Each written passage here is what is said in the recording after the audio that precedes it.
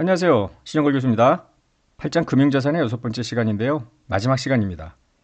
이번 시간에 다룰 내용은 교재 522쪽에 나오는 계약상 현금 흐름의 변경, 그 다음에 금융자산의 재분류, 마지막으로 금융자산의 제거, 이런 순서로 강의를 시작하겠습니다. 먼저 계약상 현금 흐름의 변경인데요.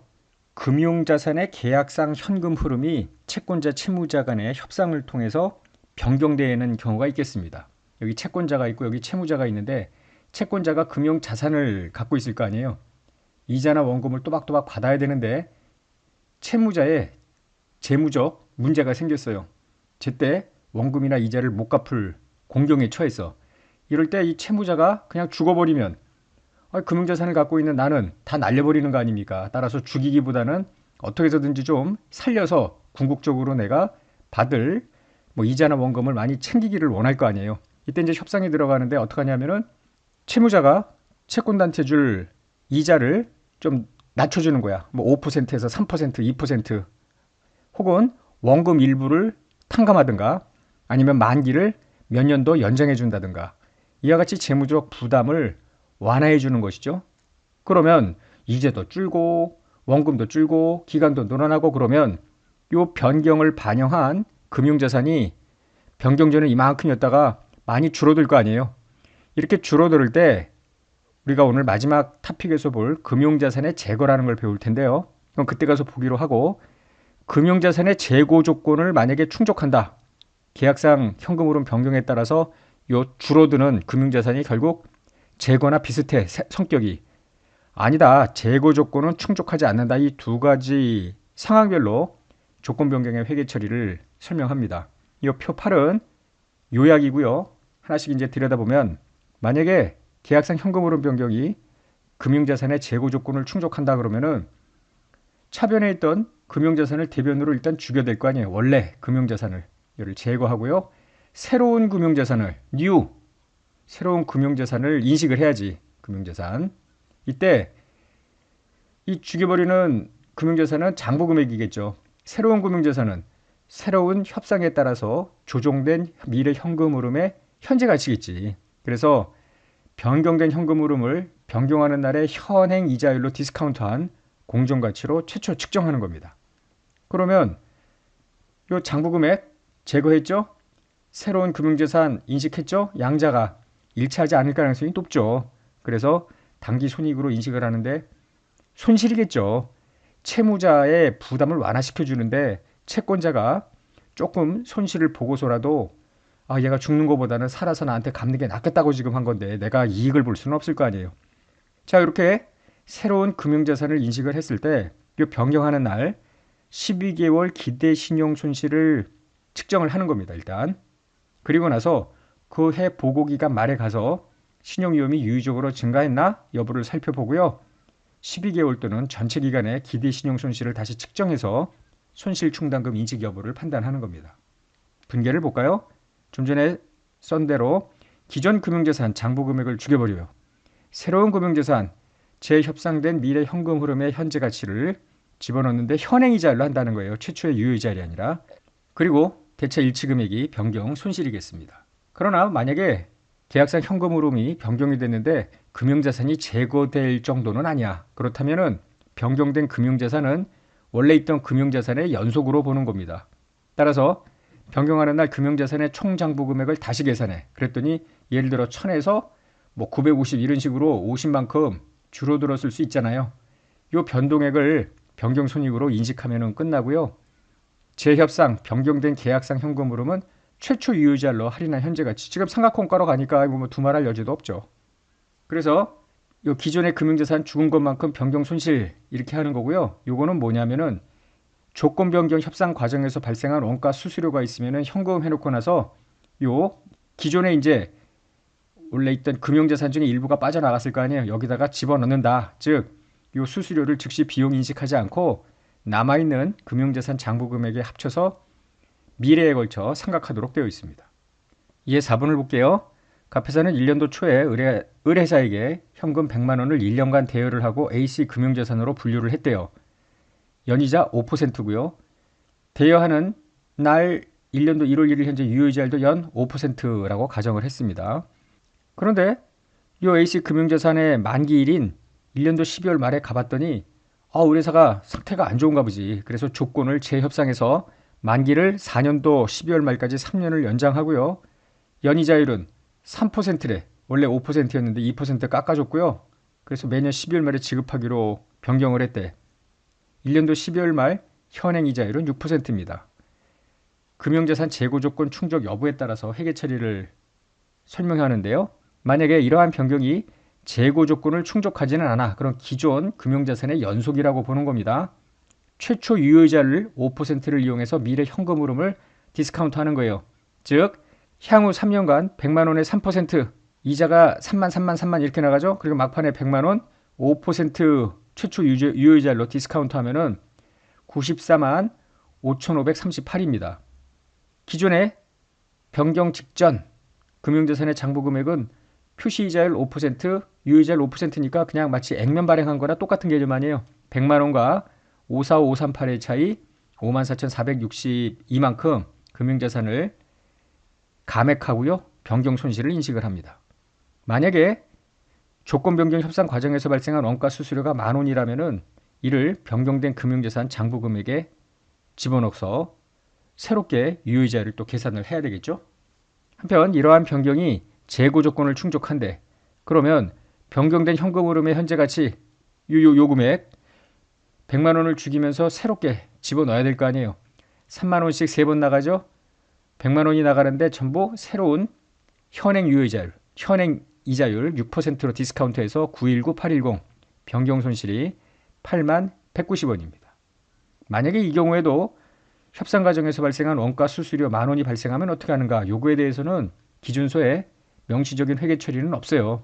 제 생각에는 이게 전부 기존 게 제거가 되고 새롭게 인식을 하면서 손익을 인식하는 거기 때문에 이 10,000원도 변경 손익에 포함하는 것이 적절하다고 판단됩니다.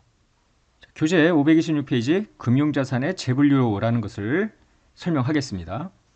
우리가 금융자산은 SPPI를 충족하는 자산의 경우에 AC 금융자산, Fair Value OCI, Fair Value PL로 분류를 했는데 그냥 마구잡이로 분류한 게 아니었죠?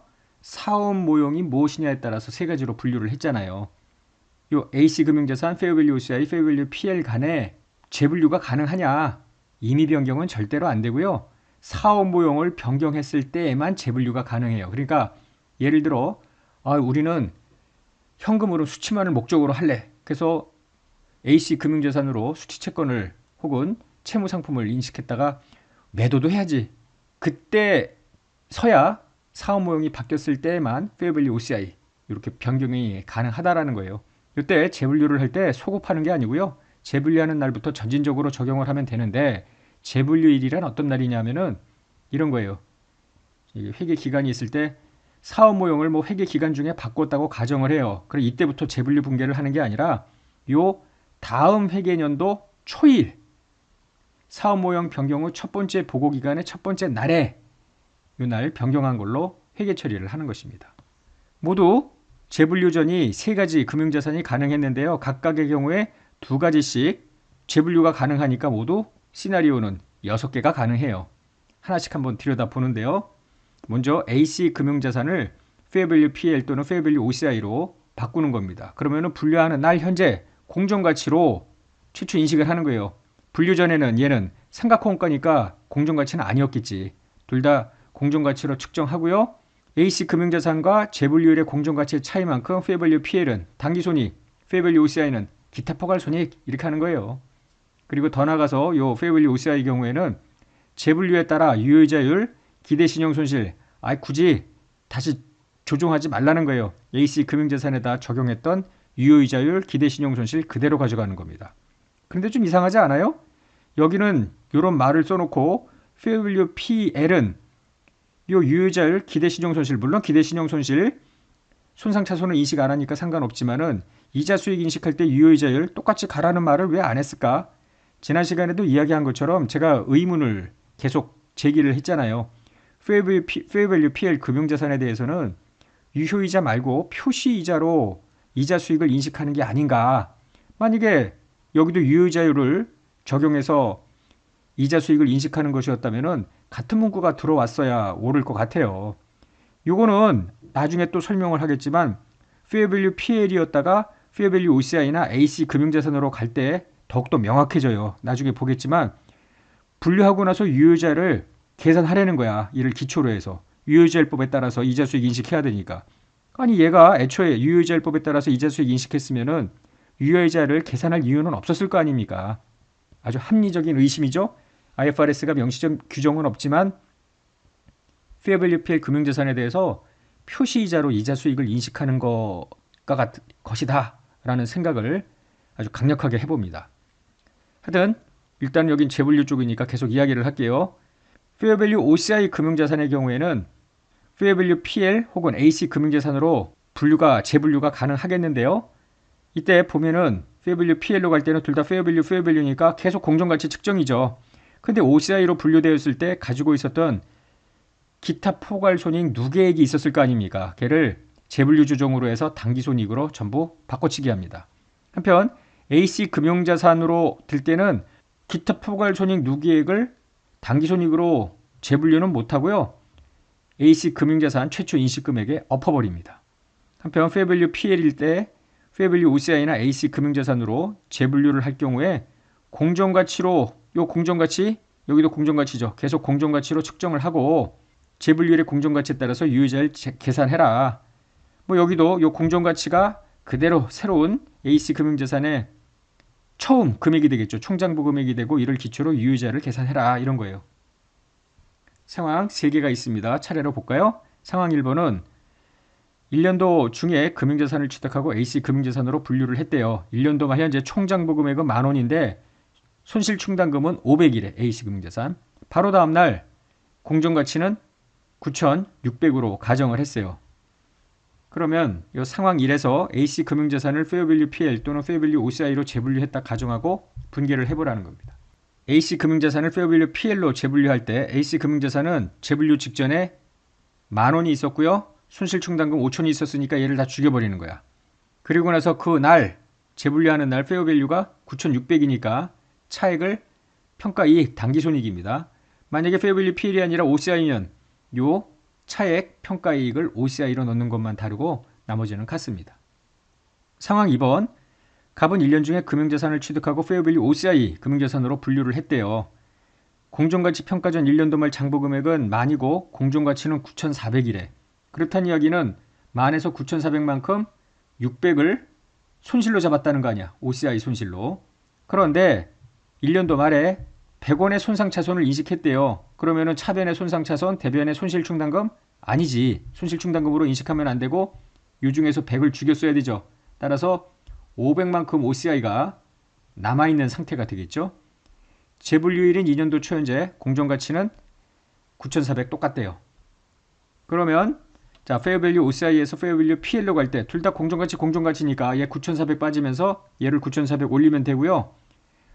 OCI 평가 손실이 500이 있었죠? 그거를 당기 손실로 재분류를 하면 되겠습니다. 반면에 Fair Value OCI를 AC로 갔을 때 똑같이 Fair Value OCI 9,400, AC 금융자산 9,400이고요. 요 OCI 500을 요 장부 금액에 엎으라고 했는데 손실 충당금을 새롭게 만들어 놓고 600을 엎어서 이거를 만으로 하자. 좀 언뜻 이해가 안 되는데 이해를 시켜드릴게요. 자, 지금 만약에 다시 앞으로 가서요. 이걸 500 해버리면은 AC 금융자산은 9,900으로 됩니다. 그러나 여기 500에 손실충당금을 더 집어넣고 600으로 해버리면은 AC 금융자산은 만이 되잖아요. 만이 되면서 손실충당금 100에 9,900. 이것도 9,900, 이것도 9,900인데 왜 이렇게 하면 안 되냐면은 이렇게 재분류하고 나서 2000년도에 이자 수익을 인식을 할 때 지난 시간에 어떻게 이야기를 했냐면은 상각후원가의 유효자를 곱하느냐 총 장부금액의 유효자를 곱하느냐 달랐잖아요. 얘는 신용이 손상됐을 때 상각후원가에다가 유효자를 곱했죠. 신용이 손상된 것은 아니야. 그냥 신용 위험이 조금 올랐거나 유의적으로 올랐거나 그러면은 만에다가 해야 될 거 아닙니까? 지금 여기서 신용이 손상됐단 말은 없잖아요. 재분류만 했는 거지. 따라서 이렇게 해버리면은 9,900 하나밖에 안 보이니까 여기다가 유효자를 곱해버리면은 이자 수익이 신용이 손상된 금융자산에 대해서 인식하는 금액이 돼버리니 이렇게 손실중단금을 놓고 10,000원이 보이게끔 해서 여기다가 이자 수익을 인식해야 되겠죠. 지난 시간에 설명했던 바로 그 내용입니다. 3번 갑은 1년도 중에 금융자산을 취득하고 페어밸류 PL 금융자산으로 분류를 했대요. 1년도 말 평가전 장부금액은 만인데 공정가치가 9,400이래. 그래서 600만큼 평가손실 PL로 인식을 했겠네요. 한편 2년도 초 공정가치도 9,400이랍니다. 간단하죠. 9,400 있었던 거 죽이면서 페어밸류 OCI 다시 9,400 죽이면서 A씨금융자산 유효이자율은 재계산 뭐 이런 내용으로 여러분들이 정리를 하면 되겠습니다. 마지막 토픽은 금융자산의 제거입니다. 금융자산을 장부에서 제거하는 건데요. 여기서의 핵심은 이런 거예요. 회사가 금융자산을 보유하고 있는데 금융자산을 제3자한테 넘기고 대금을 받았어. 이런 회계 처리를 장부에서 제거하는 매각으로 볼 거냐, 세일, 아니면 금융자산을 담보로 제공하고 돈만 받은 차입으로 볼 거냐, 바로잉. 바로 이런 논쟁입니다. 겉으로 보기에는 넘어갔는데 이게 트루 세일인지 아니면 바로잉인지를 구분하는 것이 핵심이고요. 그런 관점에서 IFRS가 제정이 되어 있습니다. 들여다 보시면은요. 자, 금융자산이 있는데 현금 흐름에 대한 권리가 사라졌냐? 현금 흐름 받을 권리가 사라졌으면 그건 끝난 거지. 그래서 자산을 장부에서 제거하면 돼요. 우리가 지금 눈여겨볼 건 양도입니다. 트랜스퍼. 현금 흐름을 수취할 권리가 있는데 이를 계약상 권리를 제3자한테 넘겨줬냐? 그랬더니 넘겨줬대. 그러면 제거냐? 아니죠. 넘겨주더라도 위험보상의 대부분을 내가 갖고 있어. 그러면은 얘기가 달라지지. 위험보상의 대부분을 이전했냐? 그래야만 제거해요. 왜냐면은 이전하지 않았다. 노후로 가면은 내가 계속 보유하고 있는 셈이 된다면은 계속 인식이죠. 위험과 보상의 대부분을 보유하고 있다. 이거 한번 예를 한번 들어본다면요. 이런 거예요. A가 갖고 있는 매출 채권이 있습니다. 이거를 은행한테 넘겨줬어. 100짜리인데 그리고 선이자 떼고 뭐 95만 받았어요. 그 언뜻 보면은 매출 채권을 100짜리를 넘겨주고 95만큼 받았다. 마치 매각 거래인 것처럼 보이는데 나중에 이 뱅크는 매출 채권을 받아서 이 매출 채권 A 회사의 거래처로부터 돈을 받아야 될 거 아니에요. 근데 이 거래처가 지급 거절을 해버려. 이럴 경우에 뱅크가 네가 대신 갚어. 그래서 할 수 없이 A가 다시 갚기로 했다면 이건 애초에 재고 조건을 충족하는 게 아니죠. 매각이 아니잖아. 마치 매출 채권을 담보로 제공하고 돈만 차입한 거 아닙니까? 그래서 이러한 거래에서 특히 양도의 어떤 실질을 잘 따져보자라는 거예요. 그거를 위험보상의 대부분 이전이냐 대부분 보유냐로 구분을 하는 겁니다. 이전을 했으면 손턴 거니까 자산의 제거죠. 대부분 보유하고 있으면 손을 털은 게 아니에요. 계속 자산을 인식하고요. 받은 돈은 차입금으로 회계 처리합니다. 부채. 그런데 또 하나는 뭐냐면 대부분 이전한 것도 아니고 대부분 보유한 것도 아니래. 이건 뭐야 또. 아주 어정쩡한 중간에 한 일부만 발을 담가 놓은 이런 상태예요. 이럴 때는 해당 금융자산을 통제하느냐의 여부에 따라서 통제하지 않으면 손을 턴 거니까 자산 제거. 통제를 한다면은 그 지속적으로 내가 발을 담가 놓는 그 정도까지는 계속 자산을 인식하라는 겁니다. 막 선뜻 가슴에 와닿진 않죠? 좀 더 세부적으로 이야기를 해볼게요. 뭐 권리 소멸할 때는 당연히 제거고요. 자, 양도시입니다. 위험보상이 대부분 제3자한테 이전이 됐을 때만 내가 손을 터는 거예요. 그래서 제거를 할 수가 있겠습니다. 그러나 위험보상을 대부분 내가 보유하는 거야. 대지급 의무를 가지고 있어요. 그럴 때는 금융자산을 장부에서 제거할 수는 없죠. 대신에 현금을 받았을 수 있잖아요. 걔를 금융부채로 인식하라는 겁니다. 세 번째 건데요. 위험보상을 대부분 이전하지도 않고 내가 킵하지도 않고 뭐 이럴 때는 양도자의 통제 여부에 따라서 결정하는데 양도자인 내가 넘겨준 금융자산을 통제하나 아니하나는 내 관점에서 보는 게 아니라 양수자 관점에서 보는 거예요. 양수자같이 멋대로 자유롭게 매도할 수 있으면 나는 통제 못하는 거지. 양도자가 마음대로 매도를 한다는데 따라서 나는 제거해버리면 끝납니다. 반면에 양수자가 자유롭게 매도할 수 없다면 양도자인 내가 지속적으로 뭔가 감나라 배추나라 관여를 한다는 거 아닙니까? 그래서 지속적으로 관여하는 부분만큼 양도자산을 계속 인식하는 것이죠. 다시 앞에 그림으로 가서 쭉 그림을 설명할 때 하나 빼놓은 게 있잖아요. 현금 흐름을 수취할 권리를 양도했냐? 예스가 아니라 만약에 노우면 요 밑으로 내려간다고. 그죠? 현금 흐름을 수취할 계약상 권리를 양도하지는 않았대. 그럼에도 불구하고 이 문단 3.2.5의 조건을 충족하는 계약에 따라서 현금 흐름을 지급할 의무를 부담하면 밑으로 내려가는 겁니다. 아닐 때는 계속 인식이고 요거에 대해서 설명을 하는데요. 자, 현금 흐름 수취 권리를 양도하지는 않았대. 보유를 하지만 거의 양도한 거나 다름없대. 이건 무슨 소리냐면은 보유를 하지만 현금 흐름을 최종 수취인한테 지급할 의무를 부담해. 내가 현금 흐름 수취를 하지만 받아서 바로 제3자한테, 즉 최종 수취인한테 나는 넘기는 일만 하면은 돼. 마치 내가 중간에 도관처럼 받아서 넘기는. 이럴 경우에는 다음 조건을 모두 충족하면 겉으로 보기에 양도가 아니어도 그건 양도다라고 보는 거예요. 즉 최종 자산에서 최종 수취인에게 지급할 금액에 상응하는 금액을 회수하지 못하면 지급할 의무가 없고요. 회수하면 당연히 무조건 지급을 해야 되지. 2번 현금 흐름을 지급할 의무를 이행하기 위해서 최종 수취인에게 담보물로 제공하는 경우를 제외하고는 양도자는 계약 직권 때문에 최초 자산을 매도하거나 담배물로 제공하지는 못하고요. 그러니까 딴짓을 하면 안 된다는 거죠. 양도로 보는 거니까 내게 아니잖아요. 양도자는 최종 수취인을 대신해서 회수한 금액을 중요하게 지체하지 않고 최종 수취인한테 바로 넘기라는 거야. 그리고 재투자할 권리는 없고요. 그냥 중간에 받아서 넘기기만 한다면 수취할 권리가 있는 것은 그냥 겉으로만 있는 거지. 이거는 양도나 다름이 없다라고 보는 것입니다. 지금 이야기한 내용을 표 10에서 정리를 했습니다. 나중에 한번 보시기로 하고요. 금융자산 전체 중에 일부만 양도할 수도 있죠. 금융자산이 이거만큼인데 일부만 양도. 그러면 일부 양도한 부분이 재고 조건을 충족을 한다면은 요것만 죽이면 될 거 아닙니까? 이때 양도일 현재 각 부분의 상대적 공정가치 기준으로 배분을 하면 되겠습니다. 예를 들어 원금을 회수할 권리와 이자를 수취할 권리가 이제 두 개가 있는데 이자를 수취할 권리만 떼서 넘겨줄 수도 있는 거거든요. 그럴 때는 원금 회수 금액의 현재 가치, 이자 수취 금액의 현재 가치 비율로 배분을 하여 회계 처리를 해야 되겠죠. 그리고 재고 부분에 배분된 금액과 수취한 대가의 차이는 처분 손익으로 인식을 하면 되겠습니다. 교재 534페이지 하단에는 자산 유동화라는 게 있는데 실무에서 흔히 보는 겁니다. 예를 들어 자산 보유자, 채권을 갖고 있어요. 돈이 필요해. 이럴 때 자산 유동화만을 목적으로 하는 스페셜 퍼포스 컴퍼니, 페이퍼 컴퍼니를 하나 만들어요. 여기다가 금융자산을 양도를 합니다.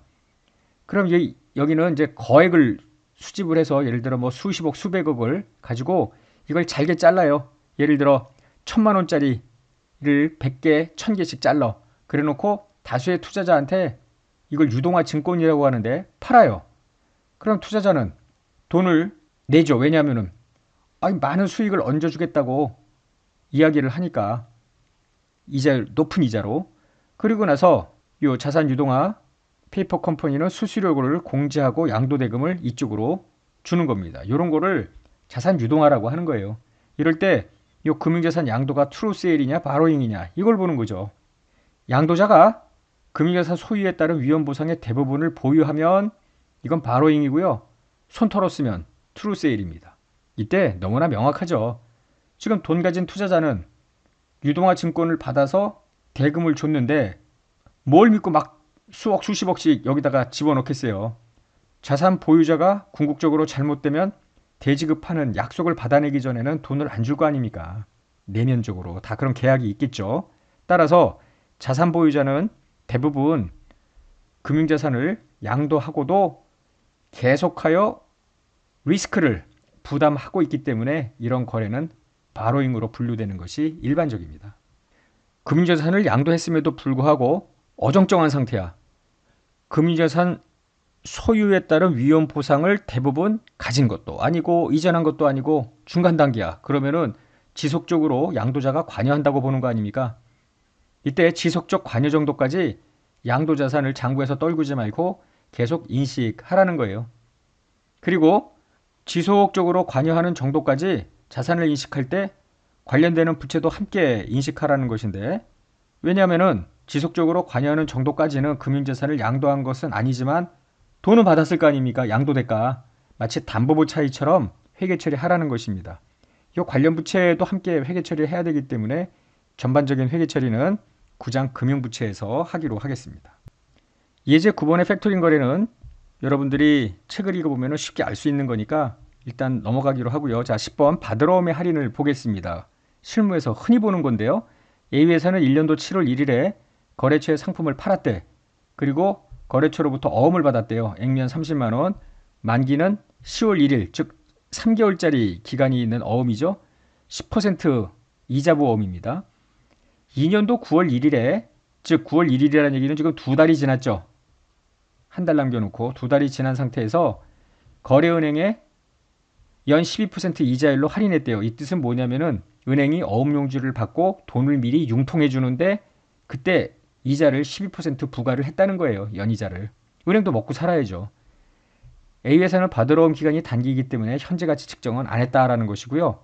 자, 물음 1번은 받으러 온과 관련된 위험 보상의 대부분을 은행에 이전을 했다고 가정하고 받으러 온 할인일과 결제일에 분계를 해보세요. 그러면 받으러 엄에 관련된 위험 보상의 대부분을 이전했으니까 매출 채권 대변으로 다 죽여버리는 거예요. 30만 원. 이때 수취한 현금은 얼마인가? 자, 지금 3개월짜리인데 2달이 지난 여기에서 넘겨준 거 아니에요. 그럼 은행 입장에서는 한 달만 견디면 30만 원 원금하고 표시이자율이 10%였잖아요. 연 10%, 3개월 이자도 함께 받는 거죠. 그래서 받으러 엄의 만기 금액은 30만 원에 더하기 30만 원의 10%의 12분의 3에서 7,500원을 더 받는 겁니다. 여기 가서 7,500원은 30만 원과 7,500 은행 입장에서. 그런데 요거를 받을 거를 가지고 여기에서 미리 돈을 융통을 해주는 거 아니에요. 즉 307500에 이자율 12%에 한 달을 미리 융통해 주는 거니까 12분의 1 해서 할인액이 3,075원입니다. 30만 7,500에서 3,075원을 뺀 304425 이게 현금 수취액이에요. 한편 회사는 2달 동안 보유하다가 지금 매각을 한 거 아닙니까? 따라서 이자 수익을 인식을 합니다. 2달치 이자 30만 원의 10%의 12분의 2 대차 불일치 금액이 금융자산의 처분 손실입니다.